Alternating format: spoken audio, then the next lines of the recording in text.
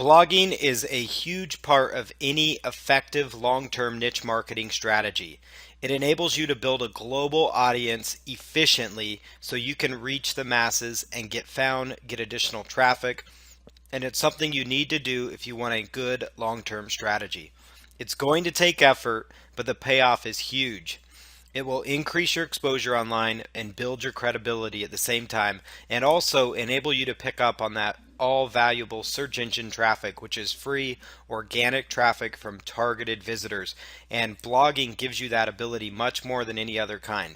Just having a landing page up or a generic just affiliate landing page or a squeeze page, those pages are great and they do serve a very important purpose, but the problem is the search engines don't like to generally just rank those particular pages. So if you have a blog that you can tie in with your niche website and put it in another directory, so it's like yourniche.com/blog, you're going to be in a great position. Or if you make your main domain your blog, either way it's going to help you. You're going to get blog readers, social media traffic, referral traffic, meaning from inbound links, other sites linking to you, because when you have a blog, it's a lot easier for you to publish content that people want to link to. So here's the steps to start your blog. Register your domain name, get your web hosting, install the WordPress blog software. It's by far the best blogging software out there. There are many other ones, but this is by far the best one. Add your important WordPress plugins, change your theme around, clean it up a little bit, set your content schedule, and then go over and start promoting your content, creating your content, and getting traffic to your blog. So registering your domain. Your domain name is your address online. Here are tips to choose a great domain for your blog. And as you can see in the right hand corner, I have a picture of GoDaddy open over there. GoDaddy is one of the best domain registration places on the web. It's the most recognizable. They do ads during the Super Bowl. People know who they are and they really trust them and like them. So GoDaddy's a great one, and there's some other ones as well. One thing within your domain name, you want to avoid numbers and hyphens, and you also want to use keywords where possible. Obviously, don't stuff keywords or make it too long, so you don't want to take a big long tail keyword phrase, which are great for doing blog posts and articles and targeting keywords to get traffic, but you don't want to stuff those into a domain name. The domain with keywords in it, it's not as important as it used to be, but it does help your audience understand what your site is about. It helps Google understand that also. Memorable domains are more important than actually keyword stuffing and having a keyword rich domain. So here's an example. Dropship Critic. This is a website that reviews drop shippers or online drop shipper sites like Worldwide Brands and Doba and those kind of sites. And so they have a really good name. You know what it is, and then the phrase critic kind of makes you realize like, wow, they're a critic. They're going to review and give an honest review. Beginnersmodeltrains.com. This is another example of a niche website. It's a website that it's simple to remember, and it also explains exactly what it is. It's for beginners that are starting in the model train niche and learning how to set up their track and everything. Here's another domain, firstgolftips.com. So it's obvious what it is, golf tips, and then the first part makes it kind of brandable and catchy. Keep your domain short, use .com or .net. So here are some places to register your domain. GoDaddy.com, which you see open in the right hand corner, Namecheap.com, and name.com. These are three of the biggest ones, and then of course you could do a Google search as well. You could also get a premium domain if you're willing to pay a little bit more than just getting a straight up domain from GoDaddy or name.com or Namecheap right away. You can actually register a premium domain that might cost you about $50 to $60, anywhere possibly $19 even. Especially on name.com, you can get some affordable premium domains for $19.99, and whereas at GoDaddy it's $14, or it might be $8 if you're using a coupon code that you find for GoDaddy on the internet. So you could actually, before you register your domain, just type in GoDaddy coupon code, and you may actually come across some savings for that initial domain, just as a side note there. But one thing to keep in mind is your domain is important. It's not the be all end all. It's not saying you need to spend $100, $200, $300 on a good domain, but I am saying though, you do want to have a nice domain, and if it means you need to spend $5 to $10 more for that domain and get a really nice clean domain, then by all means go for it and do that. You could put your main keyword into the searches on these sites. So I've got two sites open here. One is namejet.com and the other one is name.com. And both of these have an expired domain search feature. On the name.com one, you're going to find that near the footer of their website. So you'll want to go to name.com. You can also register regular domains there too, but go to the very bottom, the footer of the website, and you'll actually see a spot where it says expired domains and also affordable premium domains, and there's some good names there. And then Namejet, they are actually more of an expired domain aftermarket, meaning after domains have left and not been registered, or re-registered, I should say, at their domain registrar like GoDaddy or Namecheap. They're actually put into this system at Namejet, and you have a chance to actually bid on these domains. Generally, you're going to be spending between $59 and $69, but you're going to find some really premium, really rocking domain names. And so what I recommend you do on these sites, you could go in and just plug in your keyword. So if you're going to go into the golf niche, just type in golf, or you're going into the tinnitus niche, type in tinnitus. Depending on the niche market you're going into, acne cure. You could just type in acne and come up with some ideas. You're going into alternative medicine or pain management, just type in pain management, or panic attacks. Whatever the ailment is you're going after, whatever the niche it is that you're going after, just plug that in. Dog training, dogs, dog grooming, pets, and you could come up with some really cool domains that you may find and go, wow, that's a good one. That's one that I want to go for. And name.com has a really good feature. Again, it's at the footer of their website. You can look for affordable premium domains, or you can do a search for expired domains, and then Namejet is another one. And then of course you could go to Google, type in expired domains, or also do a search for domain name aftermarkets to find other sites like these ones as well, so you can come up with some cool domains to choose from. You only need one domain, and I wouldn't spend way too much time, because you don't want to be held back and trying to find that perfect domain, because like a lot of things, the perfect niche doesn't exist, the perfect domain doesn't exist, nor does the perfect design. Some people get caught up in that and they sit back, and it holds them back from making progress. So you need to just pick a domain, pick a good one, and go for it. Web hosting. So after you get your domain name, you need web hosting. Your web hosting company stores your blog online. So here are some tips to choosing a great web hosting company. You want to have them have 24/7, 365-day support, meaning if your website goes down in the evening or late at night, you want to be able to call somebody to find out what's going on. Most of the time, it's not an issue. 99.9% of the time, these kind of web hosts, the big ones especially, have a very good uptime with very little issues at all, and they're very prepared at at getting things efficiently and moving back online. You want to find web host companies that have an easy to use control panel, that also offer one-click script installs for WordPress, because that's going to make your life easy when you install and set up WordPress. Again, the 99.9% uptime guarantee, you're going to find that with most super quality web hosting companies. Here are some of the top ones. The first one is HostGator.com. The next one here is Bluehost. GoDaddy.com actually has some good hosting packages. They actually have one that's managed just for WordPress, and WordPress is what we advise you set up your blog on. And so if you go to GoDaddy, and you could look up their pro managed WordPress hosting, they actually have WordPress specific hosting that you may want to consider. It's a new service they offer, and what it does is it actually scales up as your traffic increases. It will actually scale up and fit the demand that you have, so it's going to grow with you. It's a really cool service to check out. Another one similar to that that's got WordPress dedicated type hosting is WP Engine. That's another one that you could consider. So the next thing you want to do is install WordPress. So use the one-click software provided by your web host. So if you've gone with HostGator or you've gone with Bluehost, they have a one-click setup. If you are using HostGator, they have quick install. It used to be known as Fantastico within HostGator, and that is actually being slowly phased out, and it's now becoming quick install. So that's something to keep in mind and to take note of. If you are hosting on HostGator currently and you go into the cPanel, you're looking for something called quick install now and not Fantastico. If you are on Bluehost, Simple Scripts is a popular one that's used. Some other web hosting companies may use Simple Scripts as well. Both of these tools, what they do is you actually just log in there. When you're ready to set up and install WordPress, it's just a simple one-click template system. It's very easy to go through, and they make life super easy for you, and we'll guide you through that step. There's more than just one click, but they like to call it kind of one-click install, so you're not having to actually manually upload files.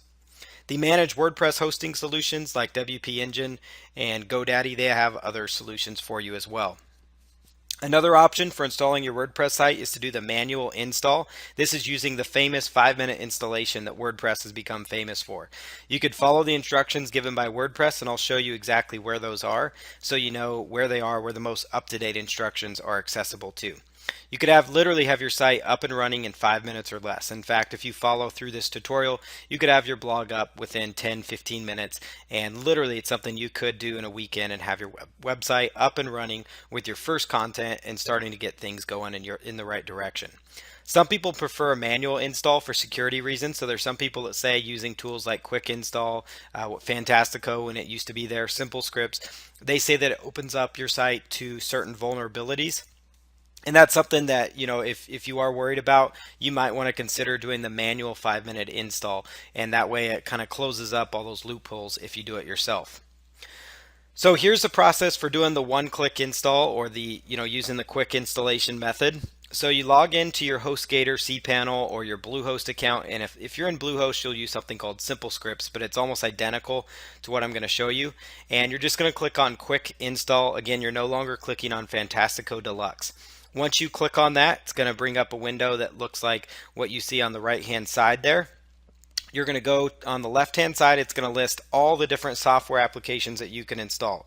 There is a pile of different software applications that you can install, including like a web calendar, just all kinds of cool tools like a billing software, analytics software. So lots of cool programs that you could actually install and set up.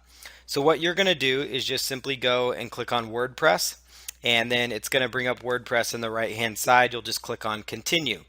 Next thing you want to do is install your WordPress. So you're going to choose to actually install which domain. So you use a drop-down menu. If you have multiple domain names inside your hosting account, which if you're brand new, then you won't have this. But if you do have multiple domains, you're just going to choose the exact domain that you want. Now, if you already have your main domain already being used, like you have a sales page on it or some other piece of content like a landing page on your main URL, then what you would do is you would want to install this blog in the directory.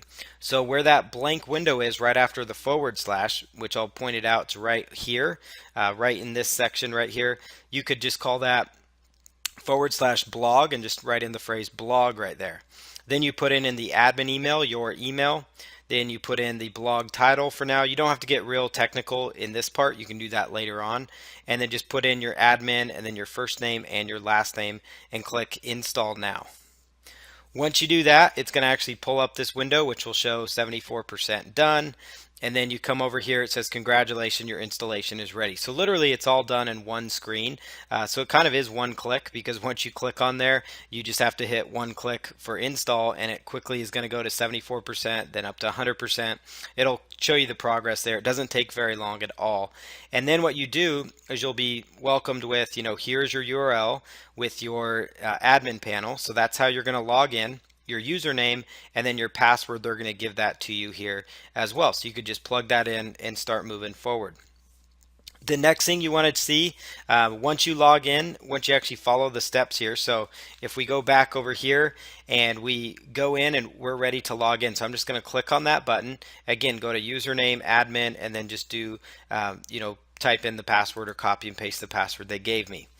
Next thing you want to see is when you're logged in, go to plugins on the left-hand side of this is what WordPress 4.0 works, the most up-to-date version of WordPress. And you're going to click on plugins, and you're going to notice that there's going to be something called the marketplace here. Now you can keep that, it's completely up to you, but it is something they seem to install with these quick installs. And so it's something that you may want to consider just removing. It's basically a shopping ground for WordPress plugins and themes that you can log in there and actually check them out. So what I do is I just go into my plugins and I click on deactivate, super easy, and then it will actually remove this marketplace listing. It does not show live on your website, but it's just something that if you don't want to look at it in the back end or be distracted by it, you could actually just deactivate it. The next thing you want to do is go through the steps of getting your content created. We'll cover that next, but first we're going to take a quick detour here for those people that actually want to install their WordPress site manually. So we're going to go back here And this is for people that want to install WordPress manually. So what you do is you go to wordpress.org. Again, that's wordpress.org.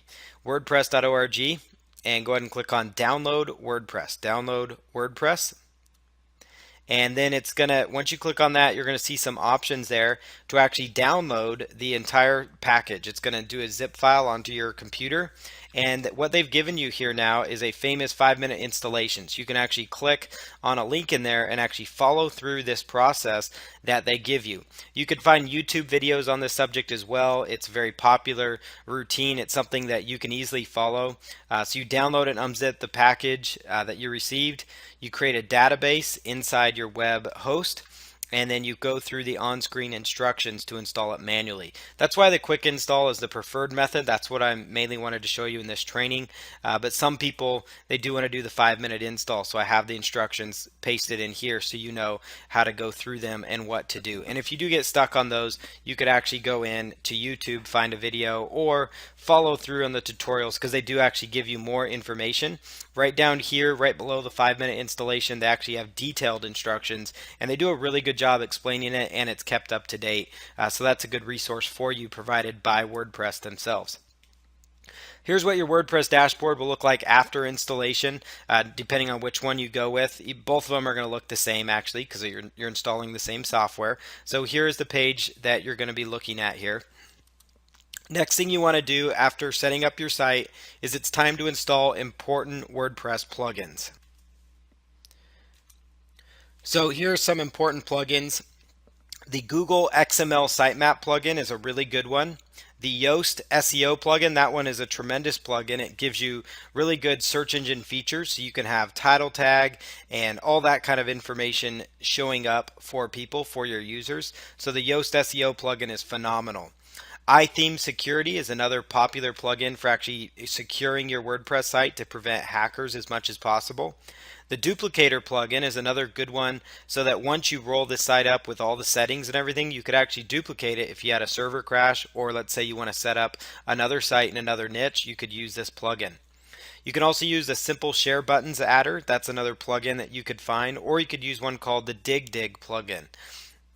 So these are some of the top plugins that I would consider using. Again, Google XML Sitemaps, Yoast SEO, iTheme Security, the Duplicator plugin, the Simple Share Buttons adder. Another good one for social sharing buttons is DigDig if you don't like the Simple Share Button adder.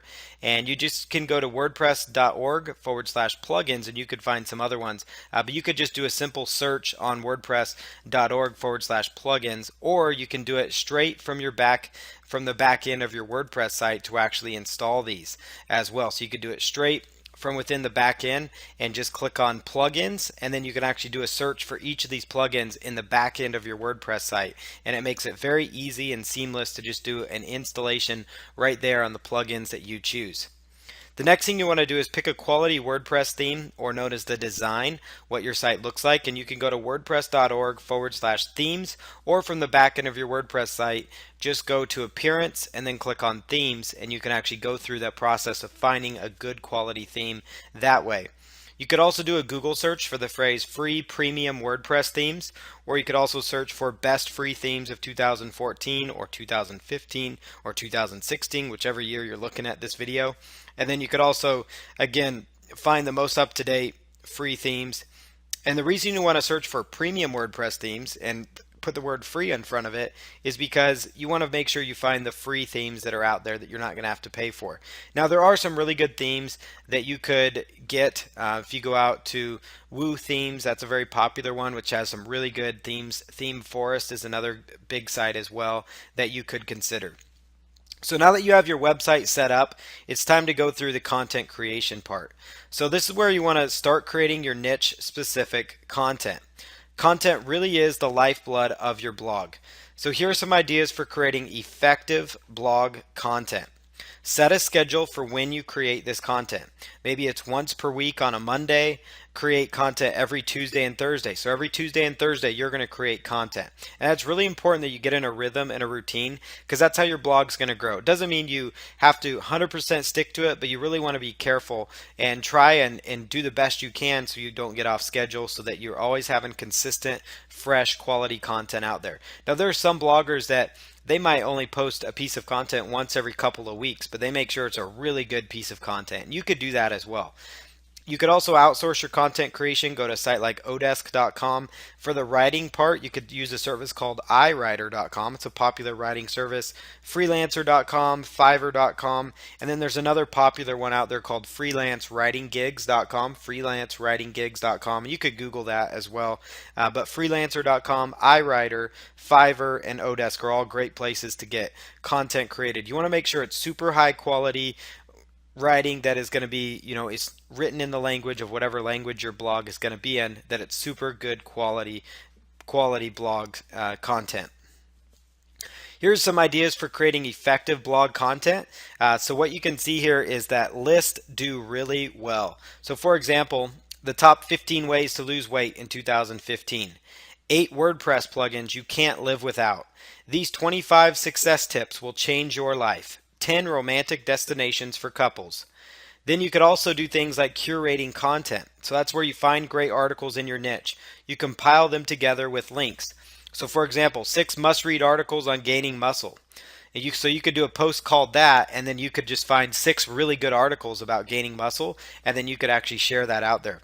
Find a really good video or videos in your niche market. Embed the video on your blog with your opinions. Add it to it. So take a good video, embed it on there, and say, this is what I felt about this. It could be, whatever the case is, you could give your opinion on it one way or the other. Don't be afraid about being controversial either, because that does sell and that gets people's attention. Supplement your content with links to sources that back up your point.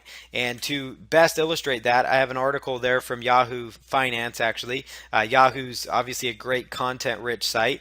And you can see that in almost every Yahoo story, they will actually reference other websites. So they might do a short little write-up or a blurb, but they're going to actually say, hey, link off to several different articles so that people can actually link and actually read that additional content related to it. Most of the time, it's found on other sources. And so they're just kind of curating that content together. Grantland.com, it's a big sports website. Yahoo.com articles do this. Grantland.com is kind of in partnership with ESPN, so it's absolutely huge. And they do this with their articles too. They write really big, high quality articles that are loaded with content and that people read and they stick around on their site. And so they're able to sell more ads. But the one thing they do really well is they link to other websites as well and other articles to kind of help supplement the content that they're creating. Write killer headlines for your post. So you want to leverage headline ideas for article directions. So you understand article directions. So for example here, what you'll find is that a lot of times on major sites like CNN.com, Yahoo News, Yahoo itself, FoxNews.com, MSNBC, any of the big major websites like ABC News, even a lot of big high content websites, and you'll find this on many other sites, but you'll see this content where they'll say stuff like most popular videos, or you may also like, or like for example more from CNN Money, and then also it'll say the biggest phrase is around the web, and so that means other stories that are happening around the web. Now what happens here, the reason these websites have this on there is because like CNN, they get paid whenever you click on that, just like Fox News, whichever site you're on, if you click on one of these interesting subject lines, they get paid. And the reason people are advertising here is because they want to get traffic to their website, and so they're writing up what's called like a information article, basically, that's actually, they call it an advertorial, so it's like an editorial piece, but it's more like advertising or pre-selling people on something. And so for example, advertising is dead, say hello to content marketing. So that is actually a subject line that they're using. And so you could actually get ideas here because these sites like the Around the Web, that you may also like, the most popular videos, they have really good content, really good, really good headlines that draw your attention, that get your attention, because they want to attract clicks as much as possible. So for example, take the advertising is dead and you could say golf training is dead. Say hello to the new methods. Dog grooming is dead. Say hello to the new methods. Traditional dog grooming is dead. Say hello to the new methods. 5 stunning stats about McDonald's. You see that in the right hand corner? 5 stunning stats about your weight loss plan. So those are ways that you could come up with article ideas that are going to get attention, get interest from people, and build up intrigue. You could also get ideas from Yahoo.com story headlines. They do a great job from this. And get ideas from headlines found in the content ads on the major websites, as I pointed out, like CNN.com, for example. Yahoo Answers is another content creation idea. What problems and questions do people have in your niche? And then you could actually go out and solve those problems that they're having. Ezine articles is another great place to find good content that people are writing and creating content on. Industry forums, engage with your audience in social media, get involved in Facebook groups and pages, see what questions people have, see what kind of things are getting the most likes and the most shares. If you're a part of a Facebook group and you see a certain website or article link get shared around or get a whole bunch of shares and a whole bunch of comments, then you know that's the kind of content you should create as well. Interview experts in your niche market. Interviews do really well. You could do written interviews and it's a win-win because it gains exposure for the person you're interviewing as well. Offer guest blogging opportunities to select people in your market. If you do that strategy, you may not want to advertise it because you're going to get all kinds of people that may want to take you up on it and it's going to keep you busy. But you may want to find and highlight certain bloggers in your niche and say, hey, I see that you create high value content. I would like to partner with you and see if you would like to do a guest blog for me. You could quote big players in your industry. So people that are well-known authorities in your market, you could do a quote them on your site. Let them know on social media that you reference them in your post, like on Twitter or Facebook. You may get a retweet or a mention on Facebook if you do this. Here's some more blogging tips. Give away your best content. If you don't, someone else will. Some people might think, oh, I'm going to hold back and maybe save that for a product I create later, or I'm just going to do that later. You don't want to hold back because there's going to be another blogger that's going to share that as well. Build the respect of your audience. They're going to appreciate you, being consistently quality with your content. And being consistent is the next point we have here. Consistent with your quality, consistent with your post. And it does take time to achieve massive results with blogging. Provide great content and eventually you will get noticed. You will get noticed. It may take a few years before you see huge results, so don't give up because blogging is one of those things that can take time. And the biggest mistake people make with blogging is they quit too soon. Also, make sure you're building your email list from your blog. Have a call to action at the end of your blog to sign up to your email list. Give away a free ebook or valuable content if they sign up to your email list. Be yourself. That's extremely important. Your readers like to know who the real you is when they read your content. And then promote each blog post. You could do on main social media channels like Facebook, Twitter, LinkedIn, Google+, Pinterest. You could even do a press release if you have a really good content. Relevant social communities like within Facebook groups or Google+ groups.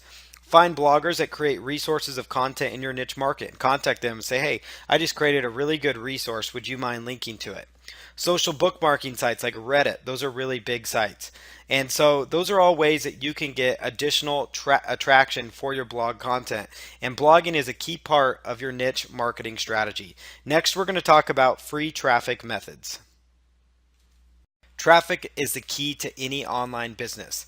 You need quality traffic to ensure your niche business takes off.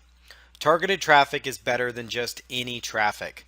1,000 targeted visitors outweighs 50,000 untargeted visitors. And by targeted visitors, we're talking about people that are actually interested in what you have to offer. These are visitors that have gone to a search engine and they've actually looked up your material. So they've actually looked up stuff that you offer. So they've looked up dog grooming services, or they've looked up how to improve your golf game. They've looked up content related to what you offer. They've looked up how to lose weight, how to properly set up your first model train track. So they're actually searching for this information. So they are targeted people because they looked for it.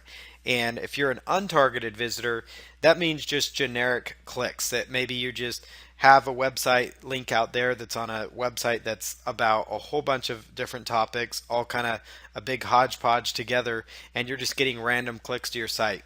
And there's a lot of services out there where you can actually purchase website visitors, and they'll even try and tell you that they're targeted to just USA. Well, that still doesn't target it enough.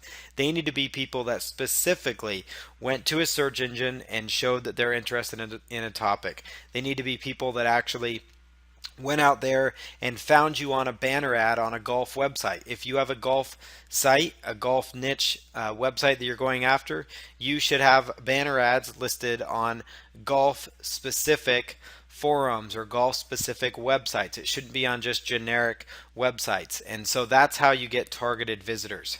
Quality visitors means they found you using keywords, again, related to your niche market. They can also, again, come from relevant websites, as I just mentioned, and you want people on your website to arrive there intentionally.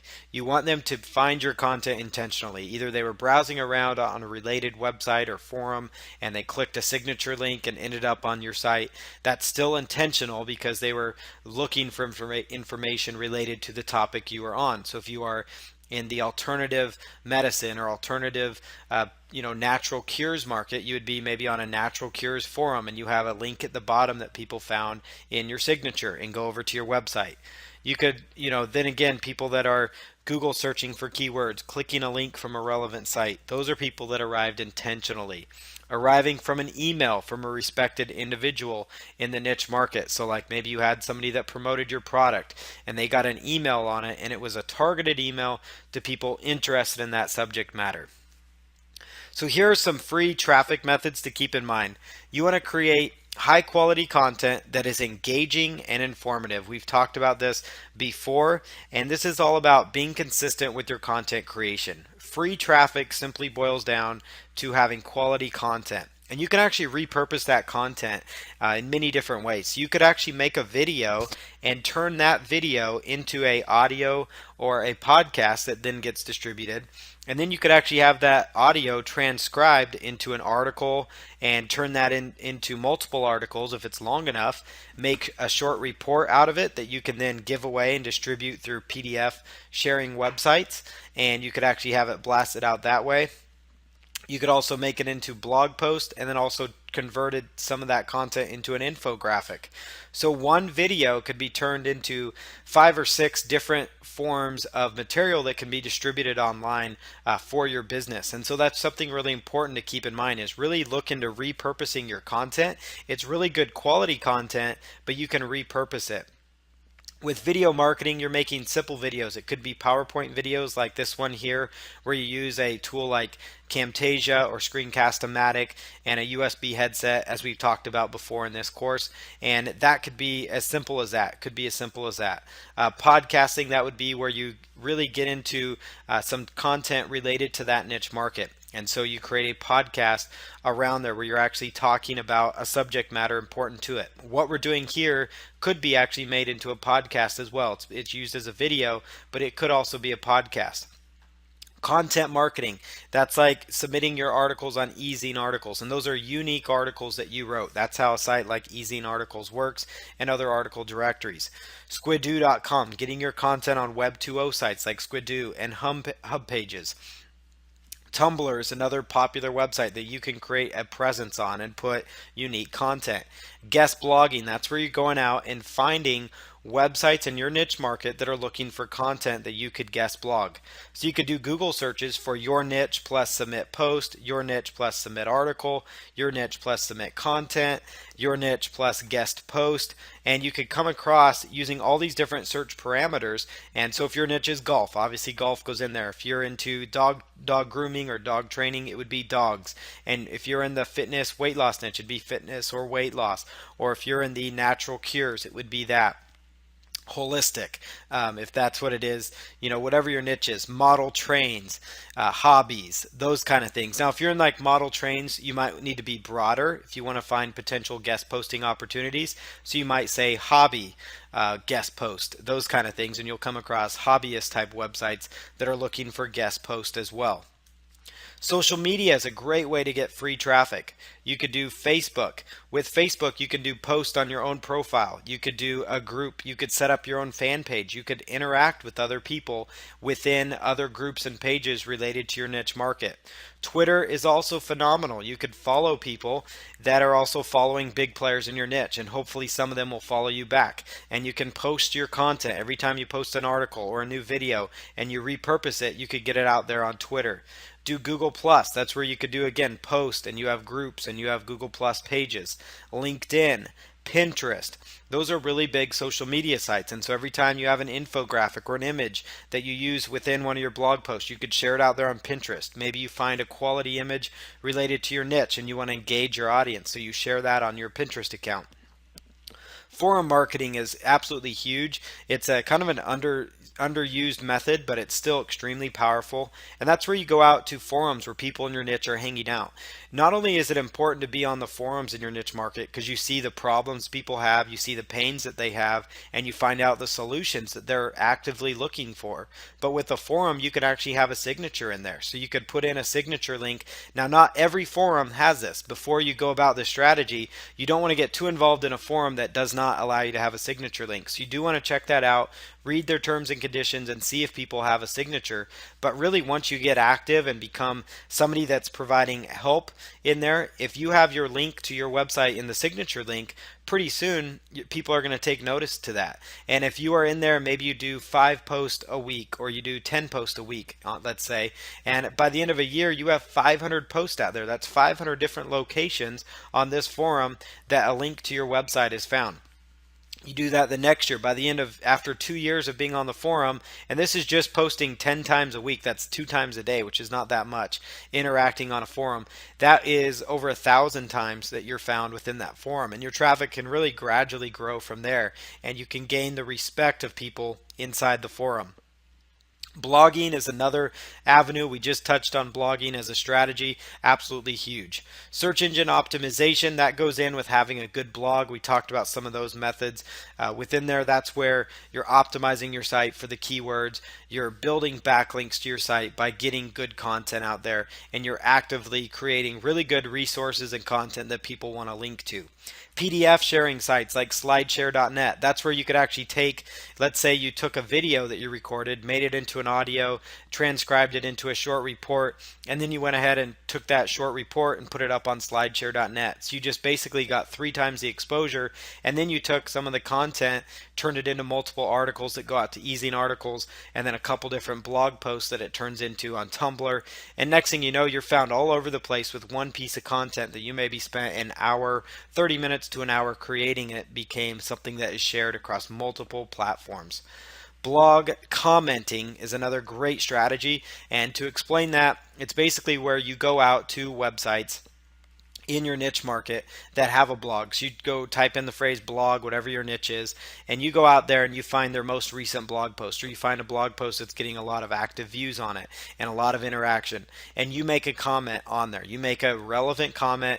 You could reply to what you thought about the article, how it made you feel, and be very specific here. You don't want to just say great article, pat yourself on the back, you did a good job. That's way too generic. You want to give your specific opinion. It's even if your opinion differs, you want to give that opinion, and in exchange it'll typically ask for your name, your email, and your website, and just casually drop in your website. That's not a spot where you jump in and anchor text. Anchor text are a thing of the past anyway, but that's where your name is not weight loss training or dog grooming. Your name is whatever your name is, John Smith, goes in there, not, dog grooming, so you stuff in a keyword. That's going to look spammy. So with blog commenting, it works well because you're getting links from an active resource, an active website, but you could just throw in your website link because people might be curious and go, wow, this person has some good opinions on this blog comment. Let me go check out his website. And you really want to do this on the most active sites so you're getting the best use for your time invested here. It's not saying you want to go out there and be found on thousands of blogs. I'm not saying that at all. What I'm saying is maybe go out to a couple main blogs in your niche a day of the big ones and leave a comment and actually provide value in there. Maybe help somebody that asked a question and reply to them. But always just use your website there because that's a great opportunity where it's going to get people in your niche that are reading through the comments, because a lot of people like to read comments. They're curious about what people think, and they may click on your image and go over to your website. Ask for links to your content. After you create content or you have a really good video, go out and ask people to link to it. People want to share resources with their audience as well. Find them on social media, on Twitter. That kind of material works really good for getting shared out there. Email marketing. If you have your email list, if you're building up your niche business the correct way, we talked about the importance of email marketing. Make sure you don't underestimate the power of sending out an email to your list to get free traffic, because once it's on your list, it's basically free traffic, except for paying to host that email list. But for all intents and purposes, it's free targeted traffic. Joint ventures. This is traffic from your affiliates. And the reason it's free, some people may argue that it's a paid method as well because you're paying people that they get a commission after they send you a sale. But the reality is you don't pay for the traffic up front. They could send you 1,000 visits, and if they didn't send very good visitors, or let's say your offer didn't convert, which hopefully that's not the case because otherwise they're not going to send you traffic again. But let's say if they send you 1,000 visits and let's say that 3% of them convert, which wouldn't be a bad conversion rate, that would be roughly 30 sales. So you have to pay them, 50% of that or whatever the case is, but you don't have to pay out any commission until a sale is made. So that means you've made 50% or you've made 25%, whatever your commission is set at, you've made money before they're even getting paid out. So that's why it's considered free traffic, and it's targeted traffic because it's coming from affiliates that want to get targeted traffic there. And the beauty of it though is you're not out any money, and for buying that traffic, you're not buying those 1,000 clicks. You are actually just getting those clicks, and if they turn into a sale, then you would end up paying the individual affiliate out. And you always want to pay your affiliates on time. But again, this is a great free traffic method because you're not paying up front for it. You only pay if the result happens, and if a result happens, you've made money. Next, we're going to talk about paid traffic methods and how you can use those with your niche marketing business. Paid traffic is the fastest way to get visitors to your website. It's the preferred method to generate leads or sales because it's traffic that you can get almost instantly. Free traffic methods work great, and you can get some traffic right away, especially if it's affiliate driven traffic. But it is harder because it's something that is out of your control. You're depending on somebody else to send that traffic. You're depending on somebody else to share your content out there with free traffic. You're depending on the search engines to index your content. Whereas with paid traffic, you pay a fee to get your banner ad listed on a high authority website with traffic. You're paying for a click. You pay to get your advertisement up on Facebook or another source, and then it's automatically the traffic starts happening. So that's why it's the preferred method to generate leads or sales. And it's a great way to test your offers out to see how your offers are converting before you get affiliates on board, or it's just a way to kind of tweak your sales funnel and to always have ongoing traffic going to it. Some of the most popular niche products on sites like ClickBank and those types of offers do a lot of paid traffic to get their sales up and to keep their sales consistent. Targeting is very important with your paid traffic though. It's just like we talked about where targeted and untargeted visitors, you want to have very targeted visitors, especially if you're paying for that traffic. You only want to target people that are interested in your offer. Place advertisements on only relevant websites. So that means you want to have advertisements on relevant sites. So if you again are into dog grooming, you would be listed onto, dog related, pet related websites. And if you're a local dog groomer, you're only going to be listed on people in your local area. So you might be on a local website. Let's say you're in Pasadena, California, then you're going to actually have that advertisement that shows up on dog related sites in the Pasadena area because you don't want to get traffic from all over. But if you're in like the fitness niche and you are promoting like an ebook or your blog or a post on your blog or just some way to get traffic, an advertorial maybe, so maybe it's a written up tutorial about how to do a certain method that in a way promotes a supplement or a product you have, then what you could do, place that advertisement on a targeted forum related to weight loss or dieting, or place it onto a popular blog or website. So place your advertisements on only relevant sites and get targeted visitors. That means if you are going after traffic from Google AdWords, then you're going to only bid on keywords that are going to get visitors to your site. So you aren't going to bid on the keyword phrase weight loss because that's too generic, but you're going to bid on certain keywords like weight loss, dieting, tips, or something longer tail because it kind of tells what people want. People wanting to lose weight, they may want a variety of different things. They may want an exercise routine or they may want a diet plan. So you don't know until you bid on the proper keyword because you know what your offer is, and so you're going to tailor that offer to what you have. Same thing with Facebook ads. You're going to want to target only visitors that have expressed an interest in the market that you have and that you're going after. You want to pay for email traffic like through solo ads where you pay somebody with an email list to send traffic. You want to only get it from targeted list. Get paid visitors for buyer keywords to opt in. And so buyer keywords are those longer tail keyword phrases. So Facebook ads are a great way to target people because you can target people that have liked certain pages, that have expressed an interest in certain groups, that are a part of certain groups. And so Facebook targeting is really good. You can target people based on gender as well, because sometimes your ads are gender specific and your offers are as well. And so you only want to target people that is your target demographic. You know who your demographic is. If you have an offer that's targeted towards people that are 40 and above, you don't want to be selling advertisement on a site that's going to get a lot of 20-year-olds to click on it. Same thing with Facebook ads. You can target them by their age so that it's not showing to everybody on Facebook, but only showing to females in their 40s to 50s. And so that way it's very specific. So you need to know a little bit about your market. Even if you're not a full-on expert in your market, you need to know enough to understand where they hang out and who your target demographic is. Twitter, they offer a new service called Promoted Tweets where you can actually get engagement for your content. This works really well if you have a nice content piece and you want to get some traffic going to it, like a YouTube video or something. You could do that. Just go to ads.twitter.com. LinkedIn is another great place to post your ad. You can actually do advertisements on LinkedIn. They're a little bit different kind of ads, so it really depends on your niche. I wanted to mention that though because LinkedIn is valuable. Google AdWords, it's perfect for niche websites. If you're going into the topic of like internet marketing, stock trading, sometimes weight loss even, they're pretty sketchy on running ads with Google AdWords there. So you do want to be careful and make sure you're abiding by their terms and conditions. But most niches, like a lot of niches that do well, are those common ailment type niches. They tend to perform well. Bing ads like Yahoo and Bing, other pay-per-click ads sources, they do really well. Bing ads, just so you know, again, that would have your ad showing up on a search engine like Yahoo and Bing.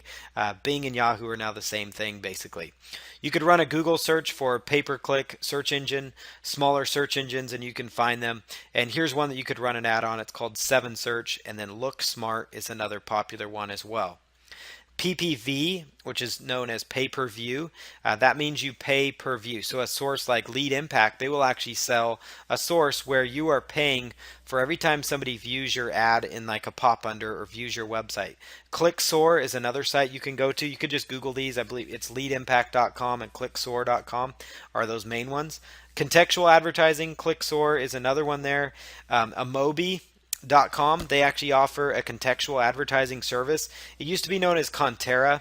What contextual ads are is that if somebody's reading an article and the article is about weight loss, and sometimes you've seen this on especially a lot of the bigger websites as well, where they will actually have their advertisement show up in the form of hyperlinking a keyword phrase. So every time the keyword phrase weight loss shows up, it would actually be hyperlinked, and if people clicked on it, they would go over to your website. And so the person serving up that ad, they get paid, and then you're paying for that click. And it's a semi-targeted click because it's found on articles related to your niche, and it's a topic that they're reading.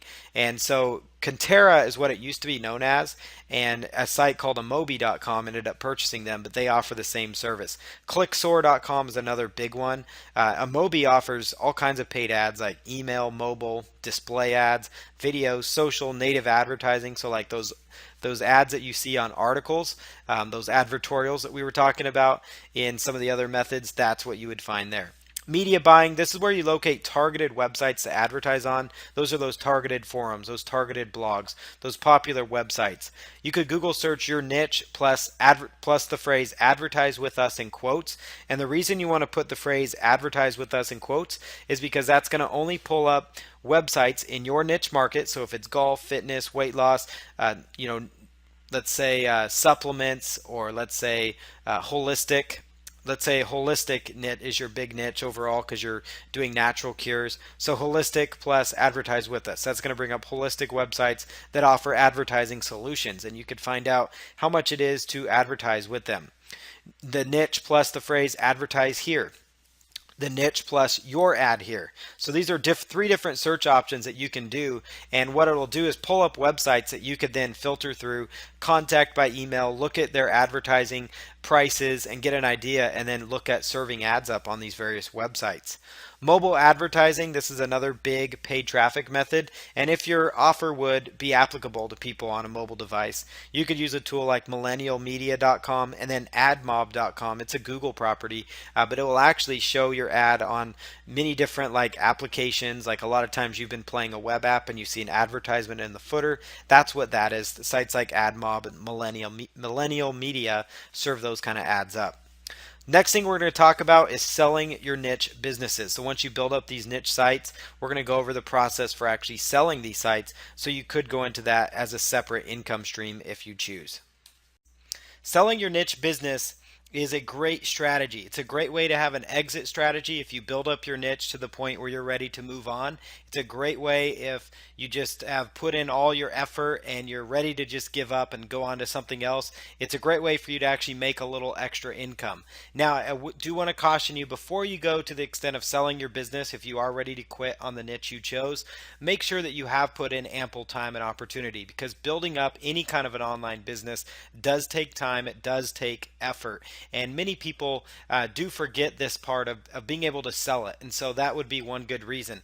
Another thing is you could do this as an entire business model, is build up these niche businesses and then turn around and sell them. And a lot of people forget that they are building an asset. Your email list, your traffic, your website, that is an asset that could be sold. Even a quote failed website in your eyes is worth money to someone else. As they always say, one man's trash is another man's treasure, and that is so true when it comes to selling your niche business. And again, be careful not to quit your niche site too soon. Pricing ideas for your website. For example, let's say for these examples, giving $1,500 a month profit and $100 a month profit examples. So let's say because of this, when you sell a website, it's more based on what the profit is. And also, if you do have a website with a good amount of traffic but very little profit, that's still okay, because there is still value in that traffic. It could just be that you haven't monetized the site appropriately. Now, if you followed along with how to monetize your niche already, you should have already have things in place that are so your site is monetized well. But if you're not, then this training will help you. So for example, if we give you $1,500 a month profit on your site, and then we have another example of $100 a month profit, here's where we're at. A well-aged website with high traffic and no revenue, that is actually still very, very valuable. So keep that in mind. So let's look at another example, at other examples of sold sites that are out there. So let's go through here and say that some website businesses, so there are some website for sale marketplaces that say you could actually take a 3 months average net profit for your business. So you take the last 3 months, and let's say that averages out in this example to $1,500 a month. That would be kind of, a niche market that maybe you've been working on for a while. We're going to multiply that out times 20, and that would set a reserve price, meaning the minimum that you would want to sell your site or what your site is worth, at $30,000. And the reason I'm giving you two examples is one, so you can see on a lower end if your site was generating 100 a month, and then the other example I'm giving is if it was 1,500 a month. And then obviously as it scales up, it could be 4,000 a month, 10,000 a month. By then you've got an asset that's worth quite a bit there. So if you do that, in theory, a website that's making $100 per month, if you, the 3 month average, so the last 3 months that your site made a profit, the last 3 months that it made a profit, you would multiply that by 20, and that would give you a reserve price of $2,000. And again, the reserve is the minimum price you're willing to sell your site for. Another method that some people do is two and a half times the annual earnings.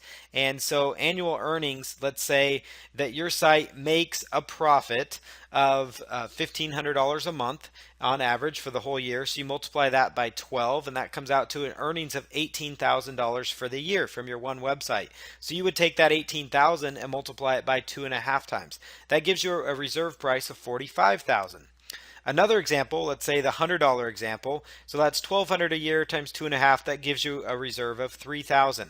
Now, the reason I'm kind of throwing these numbers out here is not to just confuse you, but to kind of demonstrate for you that there are so many different ways to evaluate a website price, and these are all different websites that I've actually seen and researched. In fact, the one above here, it's through a source called Empire Flippers. They kind of recommend you go this route. Then there's also like Flippa, which is one of the more popular ones. They usually do like either 12 times the monthly revenue or 2.5 times annual earnings. There's another source called Biz Buy Sell. I've personally been in the middle of a website deal that sold in the hundreds of thousands of dollars that was close to $1 million sale. And with that sale, it was actually a website that was earning only, earning 400,000. It was about 440,000 and ended up selling for about 795,000. And so it was almost very close to about maybe 1.5 times what their annual earnings were. And so every single business deal is different. And it really boils down to what is your market willing to pay and how desperate are you to actually sell that website asset? Are you ready to move on that much? And the reserve price is more just an idea for you so you aren't actually underpricing your site. Now, one thing to keep in mind though is if you are in the business of building up these niche sites and trying to sell them, and part of your revenue it really is dependent on if you sell these sites, you may have to actually go low on some of these estimates. You may only do 12 times the monthly revenue, or 12 times or 2.5 times the annual earnings, or you may want to only do like 1.5 times the annual earnings, and that way you're kind of doing a lower price point. It's all about what people are willing to pay. In that same website deal that I've been a middleman on, I've been part of multiple deals, and it's funny to me that you find people that they're not willing to spend $20,000 on a business that somebody else will come around and spend $795,000 on. And it's quite interesting, and it really just proves a point that it just depends on who's buying the website. And I'm going to share with you what places to list your site on. But again, when it comes to pricing your website, it really is going to vary. I'm using this as an idea. You could pick one of these methods and do 3 months your average net profit, so your last 3 months of net profit, and your net profit, I'll explain that on the next slide here. But if you go through these steps, like the 12 times monthly revenue, so that would say whatever your site generated, not a profit, meaning if you were paying for advertising to get that revenue generated, then the advertising expense would come off the actual revenue and you would be left with whatever your profit is. So we're going to say you spent $500 a month in advertisement, and so your net profit was $1,500 again. And you do that method, you are down, 2,000 monthly revenue, your reserve price is 24,000. And if you do the same thing that we did again, and we kind of base it on, kind of a percentage based, but let's say you're spending 150 a month on ads, and right there your reserve would be 3,000. So it just kind of, it really does vary like what method you're going to go with. And for example, you can see especially on the $1,500 level, we had three totally different reserve prices. Some theories are saying, hey, you should sell that website for $30,000 and not any less. Another one is telling you 45,000 and no less. Another one is telling you 24,000 and no less. If you want a quick sale, I would maybe price that asset at $20,000 or $15,000 to $20,000 in that range if you want a super quick sale.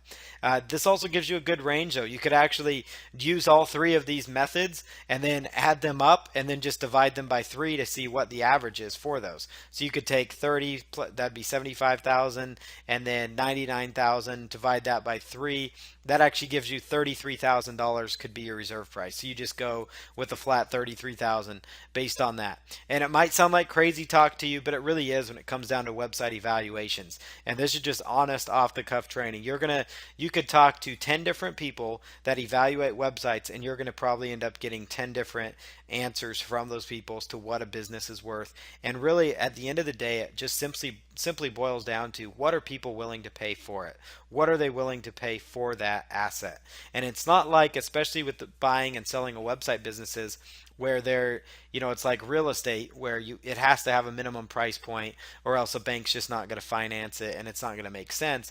But when it comes to these kind of assets, it's very, there's really no cut and dry answer. There's no set answer on what you should list your business as. I wanted to share these different methods with you though, because these are 3 of the more popular ways that people list their website when they are trying to come up with a selling price. Here's, some other things: defining the important selling points. So when you are selling your website, you do need to know some basic business phrases, and you probably already know these, but I just want to point them out to you. Your net profit, that's what you get to keep after all your bills are paid with your website. So that would include, like, if you have an e-commerce website, that would include your cost for inventory or your cost for purchasing products that are then drop shipped out to your customers.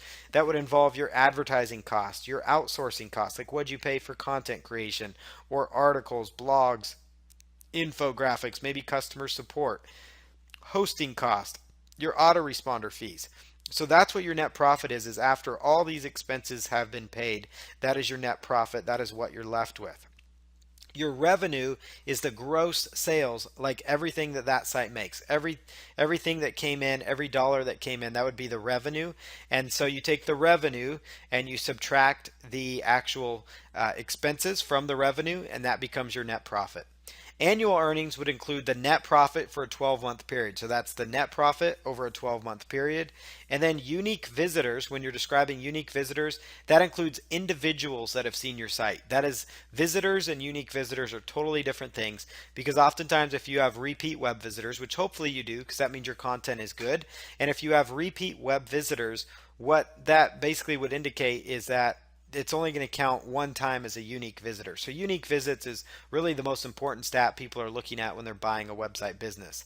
Impressions are how many times your site's pages were opened. That is what an impression is. So how many times different pages on your site were opened up or that your site was shown. That is what impressions are. They're also known as page views as well. You want to give as many details as possible when you list your site. You want to let people know how it makes money, what your expenses are, what your net profit is at the end of the day. How much money did you get to take home from your business after running it for 12 months? What was your profit? People really do want to know these things. What are your unique visitors? What is their average time on site? And that's where, if you're using tracking tools like Google Analytics, it works really well because you can integrate that when you're selling your business. Just be very specific. Building sites and selling them can actually be an entire business for yourself, and that's called website flipping, which some of you may have heard about. So I'm going to go in through the process of actually listing a website. First, I want to explain some of the websites to you. So the most popular one out here is Flippa. That's flippa.com. It's a very large website for sale marketplace. You can use it for niche research, and you can also use it for selling your website as well. EmpireFlippers.com, I mentioned them on the previous slide when I was talking about the valuation. They tend to go off that valuation where you do the last 3 months of the net profit and multiply that out by 20. That tends to be what they do when they sell their site, and they're very successful at what they do. So who am I to argue with exactly what they're saying? Everybody's got a different formula, though. That's the fascinating thing when it comes to selling a business online. EmpireFlippers.com, that is their website here. Websitebroker.com, this is another site that you could sell your website on. BizBuySell.com,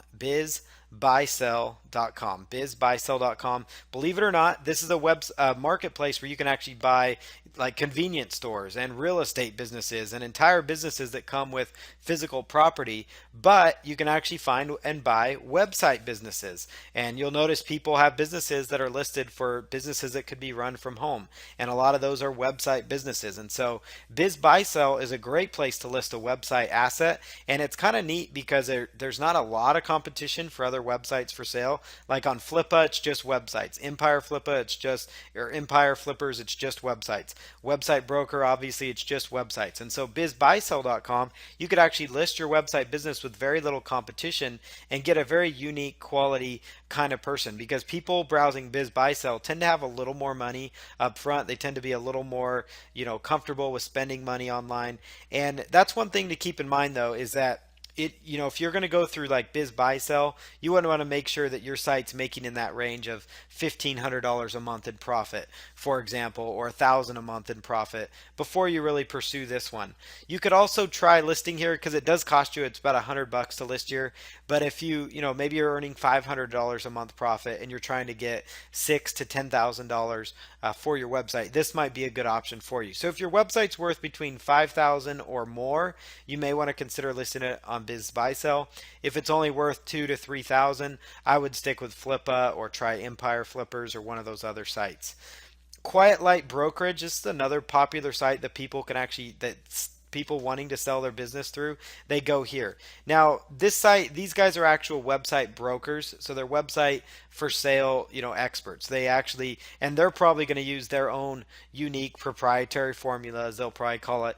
But what you can do is you could actually get in touch with them if you have a business that's doing, I would say about 1,000 or more a month in profit. These guys may be able to help you sell it. If anything less than that, or if you have a site that maybe it's not making a lot of money, but it has a large amount of visitors and it's been around for quite a while, that may be something that they would want to consider brokering.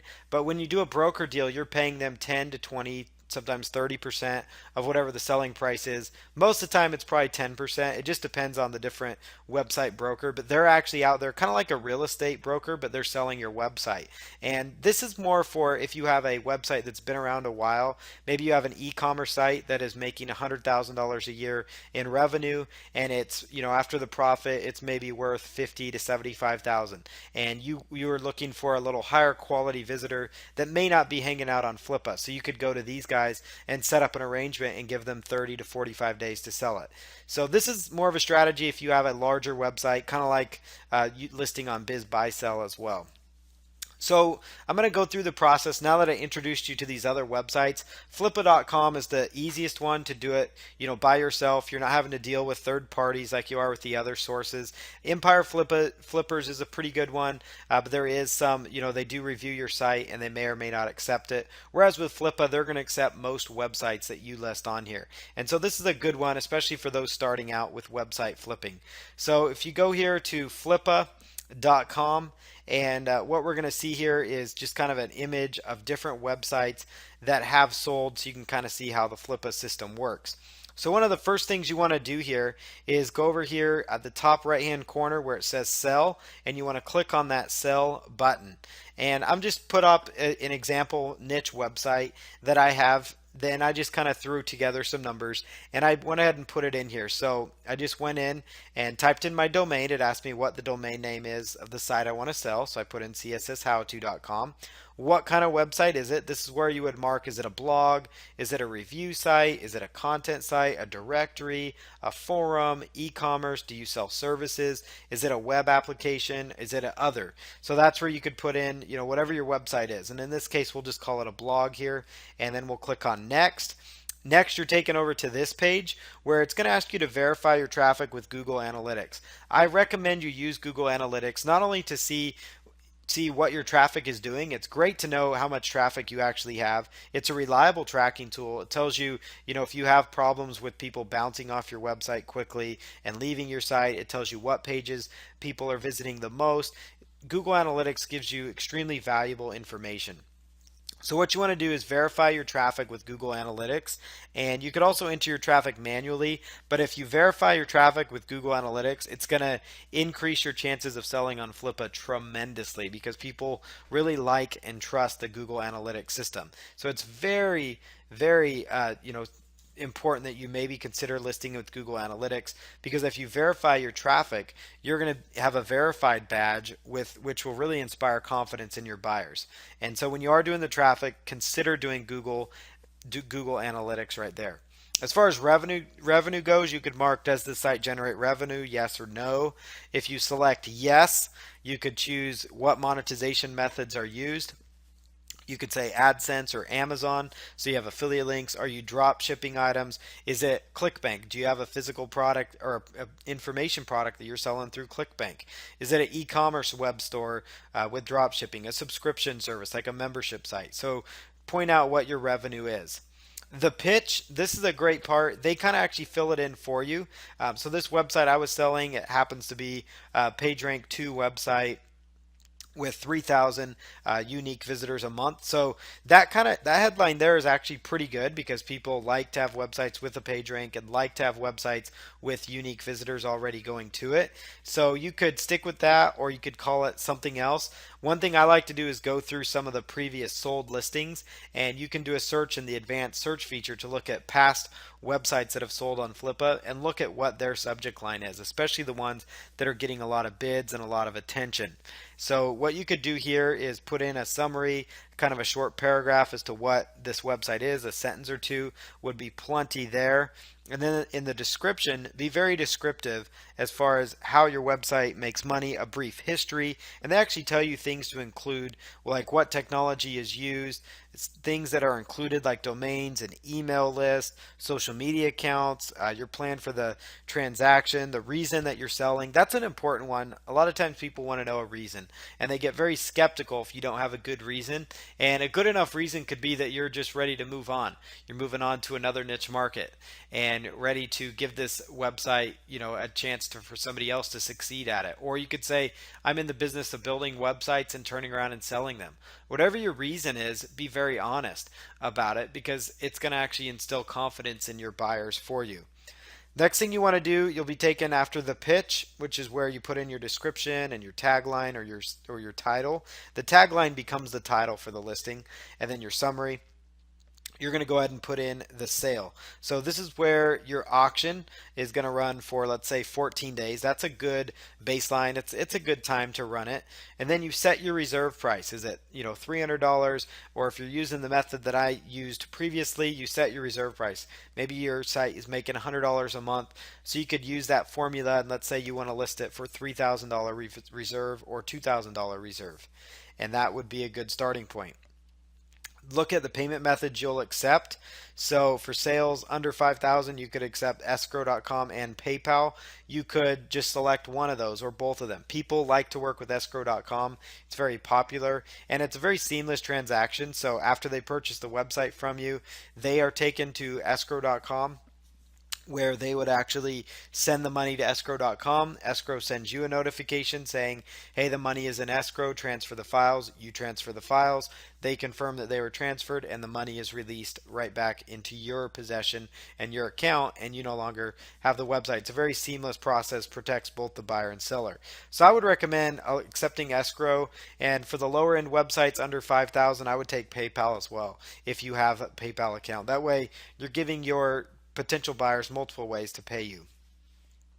So next thing you want to do is going to offer to promote, if you want to promote this package further. So it'll say promote your listing to reach more buyers. Obviously the first one there is probably the highest value solution. They call it ultra premium, and they say you can get up to 40 times the view on your listing and 5 times the bids. And so what they'll do is they'll actually email it to all their subscribers. It's going to be on top of the normal listings, dedicated premium support, and then it's going to be tweeted out there, a screenshot, highlighted listings. And so this is probably the best value package that they say, because if you were to purchase all these things separately, it would cost a certain amount of money. And you can scroll on down on the promote page to find different offers to go with. Most of the time, these are more the basic add-ons you could do. So you could do a homepage feature listing, you could do a tweet one, you could bold your title, which really does make it stand out, do a spotlight listing, and those types of things. But the most important thing you can do is, just to list the site, just the general listing fee is $19 with Flippa. So you're going to have to go ahead and pay Flippa. You could pay with credit card or you could pay with PayPal, and then you're able to take care of that. Once you pay for your listing goes live and it's ready to be sold. So in the next video, we're going to kind of wrap up this niche marketing process so you understand your next steps so you can get out there and start making money with your own niche business. Start taking action on this training because it's laid out for you in step-by-step fashion so that you can start duplicating it and making money. The key thing is that you want to choose a direction and a niche and pursue that. Don't spend too much time trying to find the perfect niche, because remember, it does not exist. And then choose how you're going to monetize that niche from the start. Is it going to be from starting out with a blog, and then from there you're going to go with an info product, or are you going to start with the information product and building that email list up? At the end of the day, you can actually do multiple income streams within that niche market. You could do the blogging route. You can do the podcasting route to really get exposure. Do the email list route, so you're really building up that email list and being able to promote as an affiliate. Having your own information product. Selling products related to your market through e-commerce sales. There are so many different ways to go about it. Making affiliate revenue. You can actually do all of those things. In fact, I encourage you to have multiple income streams within just the one niche market. And again, don't get stuck looking for that perfect niche market. Also, look into multiple niche income streams. For, whatever niche you go after, look at the many different ways that you can make money with it. Also, consider the possibility of, once you get your niche going and making money, of potentially going out there and actually going into another niche market and just rinsing and repeating. Make a profit in one niche and go into another one while expanding the profitable one. And that way you're expanding on the one that's profitable and you're investing some resources into another niche so you can duplicate that success. Think of new ways to grow your email list and sales. As you grow your email list, your sales are also going to increase tremendously.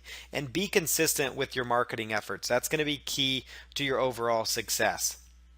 Do not give up too quickly on your niche site or product.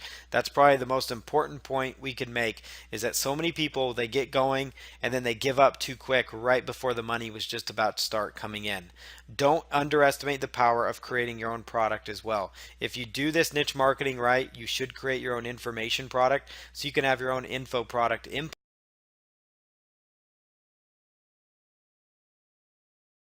out there as well to go with your niche market. And then you can become a niche marketing success story if you apply this training.